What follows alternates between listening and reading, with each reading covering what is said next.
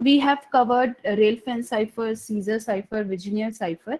There is one more important cipher which I would like to mention in this particular series, and that is one time pad, right? So it is actually equivalent to Vigenère cipher. So if you can recall, in Caesar cipher, we have seen that there is only one letter key. Okay, the key consists of only one letter in Caesar cipher. Whereas in Vigenère cipher, they say that, okay, there is a problem. The crypt analysis is quite easy in case of Caesar cipher. So let's take a bunch of letters. Okay, so there is a phrase or a bunch of letters through which we can, and this particular phrase will repeat itself as per the length of the message, right? Now let's say another uh, cipher, which is one time pad cipher. So this is actually Vigenère cipher with a random key. Okay, so there are two important properties of key in one time pad cipher. The first property is we need a randomly generated key.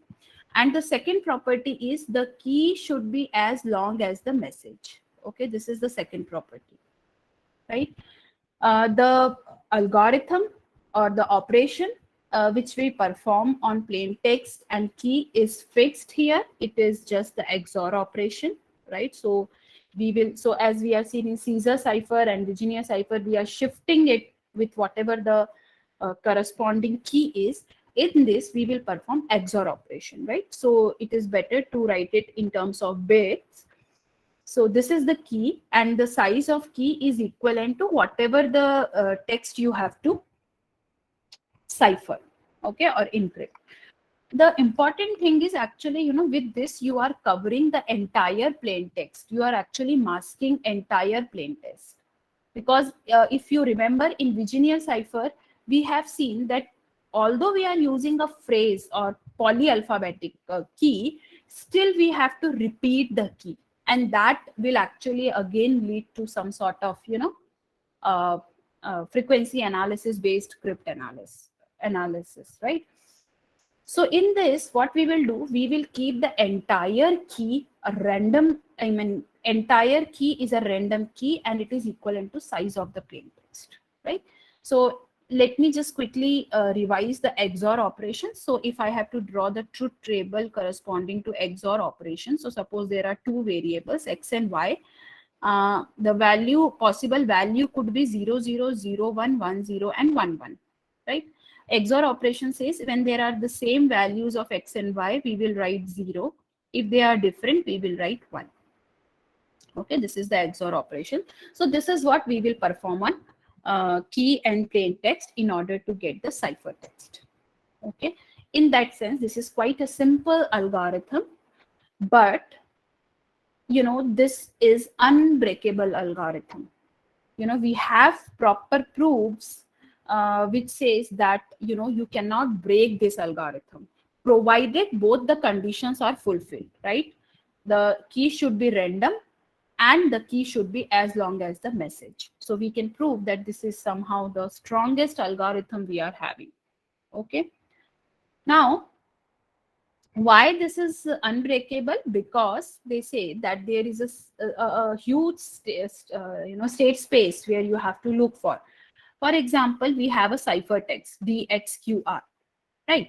Now this DXQR could be the corresponding plain text could be DOIT, do it, and the key is AGI, or it would be don't and the key is this one, and it consists of all the 4-letter words which could be possible, okay, in English alphabet, and they all have their corresponding different keys, right? So the state space is quite huge, and we are just talking about a single small word of just 4 letters, right? So you can think of, if you have, let's say, 201 page document of, let's say, 200 words, you can calculate how many bits you are having in this, okay? And then you have that much big key is present, right? So it is quite difficult to break this particular algorithm. Okay, so let's see what are the problems that could be actually attached with one time pad cipher. So they say it as a warning. You have to keep the key as a random. Okay, key must be randomly generated.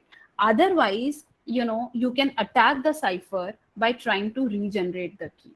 Okay, so this property is very, very important. And there is this analysis which has been done, that suppose if you use same key to encrypt two different messages, what will happen? So what will happen if suppose we are having two messages, m1 and m2, and we encrypt it using one time pad, but and keep the key same, although they are randomly generated, but for both the message we will use same key, and we will get corresponding c1 and c2, ciphertext corresponding to the plain text. Suppose if the eavesdropper get to know c1 and c2, and he knows that both the ciphers are encrypted with a similar key or the same key, what he can do, he can perform XOR operation on C1 and C2. And the value of XOR operation of C1 and C2 is exactly same as XOR of plain text. XOR of the plain text messages corresponding to this ciphertext. XOR of both are same, right? So initially what we are saying, you are actually masking each and every bit of the message because your key size is that much long.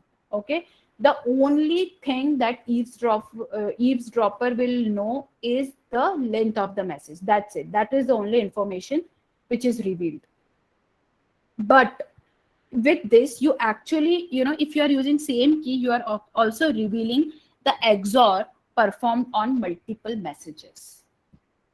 Are you getting my point? Right? So in that sense, and this, if you have the XOR of M1 and M2, this information is sufficient to get the actual plain text message corresponding to this.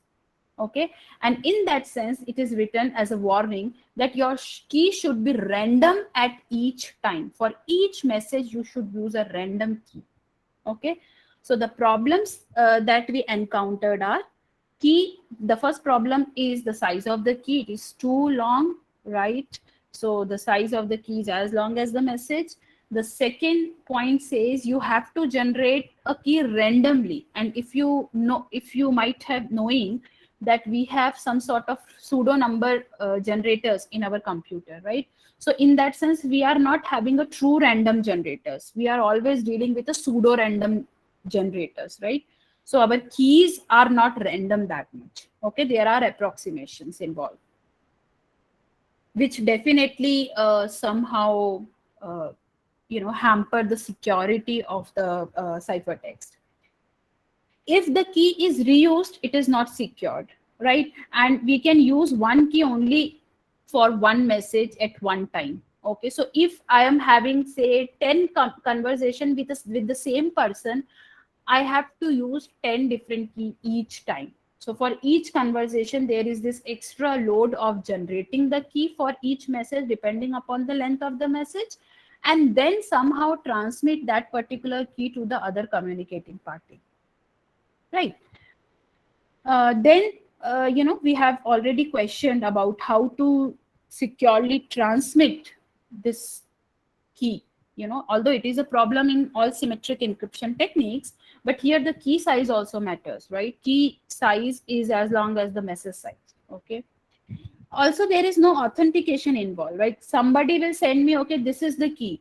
How can I authenticate that this particular key is shared from an authentic user? There is no as such, any identity attached with the key that this is actually coming from a particular person, right? So because of all these problems, although one-time pad is considered to be provably unbreakable cipher, but it is not that much used. Okay? Although it was used by some US and Russian embassies to communicate with each other. Okay, but in general, people don't use it that much.